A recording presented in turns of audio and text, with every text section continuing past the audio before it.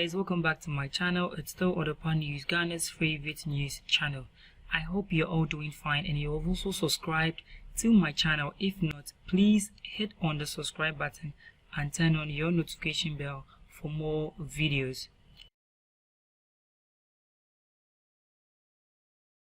Alright, so in today's video, we will be delving into matters concerning Dag-Heward Mills and Otumfou Osie Tutu II, the Asantehene man. Okay, now there were issues out there that Dag-Heward Mills came out to insult Otumfour, and actually after starting to realize that it wasn't fair enough with the utterances he made on the chief, he decided to come up with an apology. All right, so let's get into the news.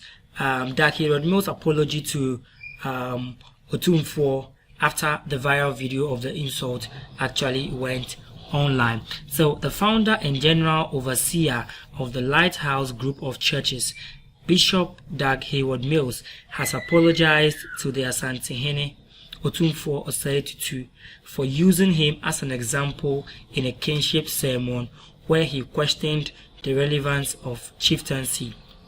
Alright, so the sermon of kinship, which Bishop Heward Mills has explained, was delivered more than 20 years ago and has gone viral on social media recently. Some people have threatened the bishop for daring to question the relevance of chieftaincy, impact and legacy. Apologizing to the Asantehene, Bishop Dag-Heward Mills explained that he preached nearly 2 decades ago and the content has been taken out of context by persons who have previously declared their intention to bring harm and ridicule to our organization, which is our church.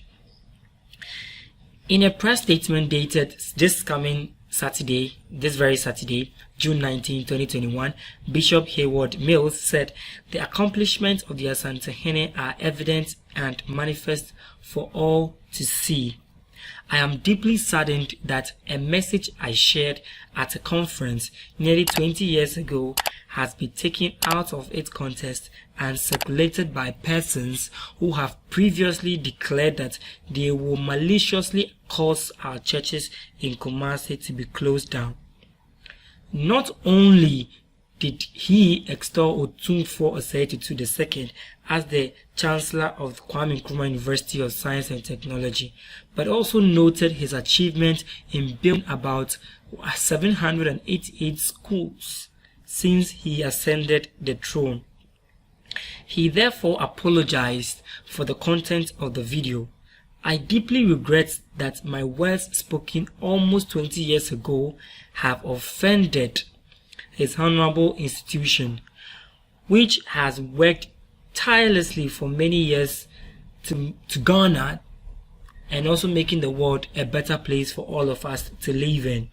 So I'm going to read the statement. It says, I am deeply saddened to have learned of all the circulation of a message I preached nearly 20 years ago. It has been taken out of its context by persons who have previously declared their intention to bring harm and indulge in our organization.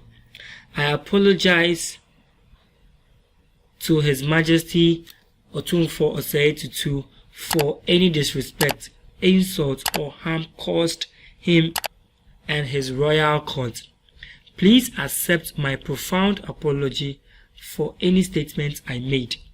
Indeed, the accomplishments of Your Majesty Otumfou Osie Tutu II are evident and manifest for all to see. His Majesty Otumfou Osie Tutu II, who is also the Chancellor of KNUST and supporter of education, has helped develop the infrastructure of 788 schools, built 40 complex 6-unit classroom blocks, and donated over 1 million desks. I deeply regret that my words spoken almost 20 years ago have offended His honorable institution, which has worked tirelessly for many years to make Ghana and the world a better place for all of us to live in. I wish to thank His Majesty Otumfou Osie Tutu for his gracious in this matter, and also signed by no other person than Bishop Dag-Heward Mills. Alright, so guys, this is a honest plea from our very own Bishop of Lighthouse Chapel, and he also made it known that this statement he made was over 20 years ago. And actually, if one way or the other, whatever he said in the state, if you have already listened to the video, if not, you can check it out. If whatever statement he made couldn't actually mean to insult his royalty or chieftaincy or even Otumfour himself, but actually it was a message to declare a particular meaning, but not to insult him. But even if upon all that, I said it is a wise man who always finds wisdom when it comes to things that offend him and God. So he has decided to actually come out to say a very big sorry to the chieftaincy and that of Otumfou Osie Tutu II. He also made the fact that he has also helped in the establishment of so many schools, 788, donated large sums of money to orphanages, building schools here and there, supporting in the better life of Ghana, and a whole lot. So he deemed it a great honor that things have actually gone this way for he and Otumfour, and he is begging or asking for the forgiveness of Otumfou Osie Tutu to make this case not a really serious one, but to let bygones be bygones and remain at par as friends as they were and as individuals, so that they could have peace to build a better Ghana and a nation that we all live in. So I believe this is a very fair judgment he has come up with. He doesn't want to drag issues. He doesn't want to hold ties with anyone because he's a man of God. And we all know that man of God, you're not supposed to argue or you're not supposed to hold hearts with certain matters. So the best thing is to just ask for forgiveness. He's human. You see, one thing that people actually fail to understand, that we are all human. And one way or the other, we are meant to offend people.